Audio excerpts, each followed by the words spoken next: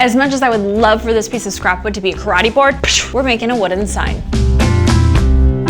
Wood signs are like a steering wheel in a car. You really need one to give a room direction. Like, are we headed toward love and laughter? Or is it time to rise and shine? And how am I supposed to remember to flush the toilet if I don't have a sign to remind me? Whatever reminder you need, the DIY process is the samesies. Yes, I just said samesies. Anyway, this is how it goes. Stain, stencil, and twine, which just so happens to sound like the name of a country album. Stain, stencil, and twine. Maybe you should just stick to DIY. So as I was saying, if you've been hanging around here for a while, by now you know Alex's shortcut to staining. Sand, stain, dry, done. Side note, my stencil is about 30 inches, and this is a 1x6 by 35 inches piece of scrap wood. Next, you're gonna wanna buy your stencil at a local craft store or online. There are a ton of options ranging from the classic live, laugh, love to nice butt. Why, thank you. I have been doing a lot of squats lately. Picking up buck counts as squats, right? I'm simply doing welcome to add warmth to my entrance. And then I'll add not home on the other side for the days that I'm binge watching Netflix. Saturday and Sunday, and Thursday, and sometimes Friday. Oh, you saw my not home sign, cause I wasn't home. I leave the TV on for Buck. Yeah, he likes Handmaid's Tale. It makes him feel comforted knowing he's not a human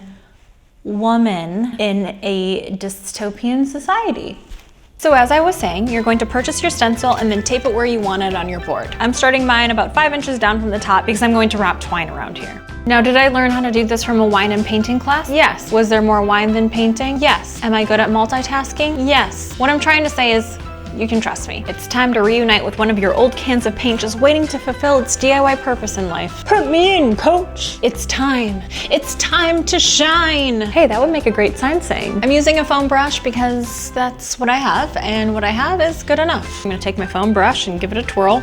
Give it a whirl. Get it? Whirly.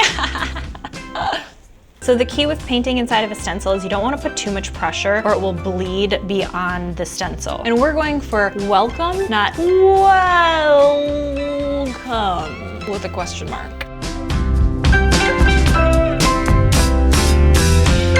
Now, if you really want to show off your DIY skills, you could take some twine and wrap it around the top or the side of your sign. Don't mean to brag, but I'm doing the crisscross technique. It's really hard to not get right. And how do you do this technique? You literally just wrap it around the wood. When it looks like something you'd see on Pinterest, you know you're done. Okay, so what I'm considering doing is taking these bells that I found online and tying it around here. I think what I'm gonna do at least is start with one in the middle. I'm just taking 2 of the pieces of twine, and then what I'm gonna do is I'm going to tie it like this in the middle. So I just did a simple knot, and then I'm going to cut off the excess twine. That's cute, right? Ring, ring. Anyone home? Not if it's Thursday, Friday, Saturday, or Sunday. Of course, you're gonna cut off your extra slack, and the goal is to hide it. So I'm gonna tie it around the back, and then just cut off that extra slack. Once it's dry-ish, it's time to take off that stencil. And then you're done.